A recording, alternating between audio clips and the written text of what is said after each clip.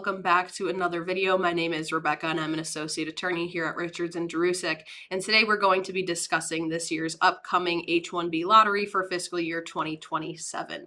Of course, this H-1B registration process is the first step for employers seeking to sponsor foreign nationals for employment in the U.S. under the H-1B program. Now, some important dates that you need to keep in mind. Registration opens March 4th, 2026 at 12 p.m. Eastern Time. Registration will close March 19th, 2026 at 12 Eastern Time. So you have roughly 2 or so weeks to get those registrations in. Each registration has a fee of $215, and selection notices usually roll out around March 31st, end of the month there. Now, who must register and how does this process work? So any prospective H-1B petitioner or company must use a USCIS online account in order to register. Employers who do not currently have an account should create an account now, and it should be an organizational account. Pay attention to that type because it does matter. On our end, as the attorneys or representatives, we will add the company as a client during the registration process to assist them and get that submitted. And again, beneficiary information for the H-1B registration cannot be entered before March 1st. There's not even an option to fill it out ahead of time. We have to wait until that window does open. And again, each registration does come along with a $215 registration fee that is submitted electronically at the time of filing that registration.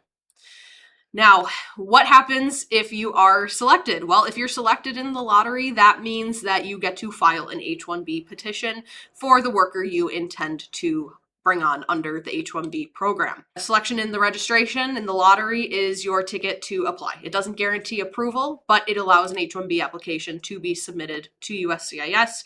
Usually there is a timeline, roughly 90 days or so, to submit that application. Usually by the end of June is that deadline we're looking at. So what's new for this year? Because there's been a lot of changes we've seen in the news. So what are these updates? Right now, the biggest one is USCIS is implementing a new weighted system under recently finalized Department of Homeland Security regulations.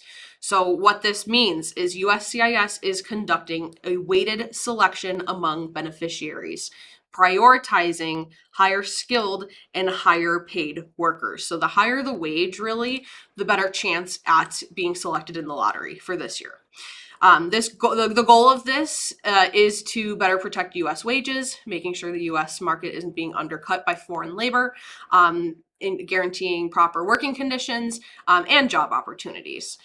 Now, if USCIS does not receive enough registrations to reach the annual cap of H-1Bs that are available, all properly submitted registrations will be selected at that point. But again, that's only if they do not reach the limit for registrations. Now, what is the impact of this presidential proclamation that we've all heard of on H-1B workers? So as we know, back in September, there was a presidential proclamation titled "The Restriction on Entry of Certain Non-Immigrant Workers." This does not affect the registration process itself. It may only affect employers later in the process if your beneficiary has been selected. So if the beneficiary's registration is selected and the employer proceeds to file an H-1B petition, that employer may be required to file that hefty $100,000 supplemental fee as a condition of eligibility, but that depends on the worker's circumstances, how they're filing the application, whether they are inside the U.S. or outside of the U.S., and whether consular processing is required to obtain that visa. So to plan ahead, there's some things that employers need to know to be prepared. So with this registration window quickly approaching, employers should identify any potential H-1B candidates now. Figure out who you intend to sponsor, decide what their role is going to be, figure out their wages, and have a job description with some duties ready to go to present to a representative should you work with one. You should also ensure that USCIS online accounts have been properly set up. Again, if you are the petitioning company, it should be an organizational account. Like I mentioned, it's also important to start strategizing on eligibility of each beneficiary and the wage strategy, because again, that wage that is going to be paid to that worker is going to be very important in this year's lottery. Budget for registration fees and potential supplemental costs. Have an idea of whether that $100,000 fee is going to apply.